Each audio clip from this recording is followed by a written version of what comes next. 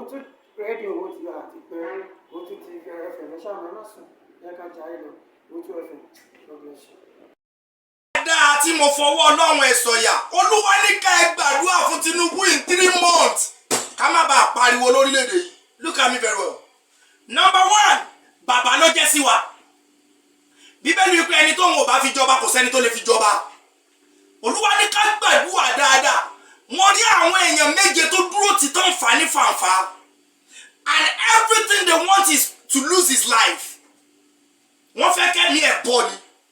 Number 2, olúwa sọ pé màmá rẹ̀ mi Tinubu gbé ìgbìmọ̀ kankanlẹ̀. Olúwa ní kó lọ fọ́ ìgbìmọ̀ yẹn tí ò bá fọ́ wọn máa pa. Ó di méjì.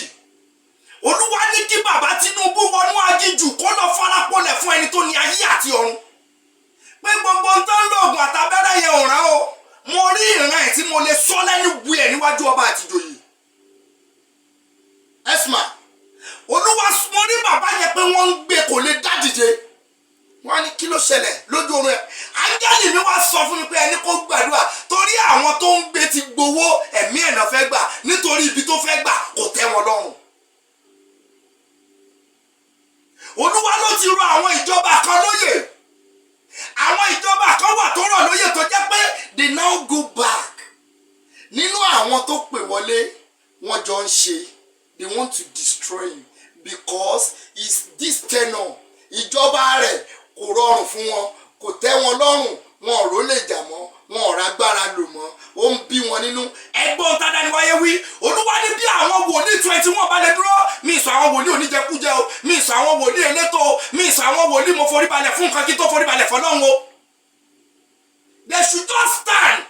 Kọ́ wá orí òkè kọ́lọ́kọ́lọ́ pariwo pẹ̀lú ohun ọpẹ́. Olúwa ló máa tú Tinubu lẹ̀, ṣùgbọ́n láì rí bẹ́ẹ̀ ẹ lọ́kọ́ dẹ̀tẹ̀ nílẹ̀. Ká má gbọ́ story that touch. Ohun tá arúgbó ọjọ́ sọ fún mi yẹn. Lẹ́yìn yẹn, olúwa ní kí n sọ pé àwọn wòlíì máa kú gan lórílẹ̀‐èdè lọ́dún yìí. Owutu FM, Owutu FM, ó bẹ ní Kòròdú lágíríkì. Owutu FM, bàbá màmá ẹ̀gbọ́n pẹ̀lú àbúrò. Owutu FM ní kẹ́ máa gbọ́, Owutu TV ní kẹ́ máa wò. Owutu.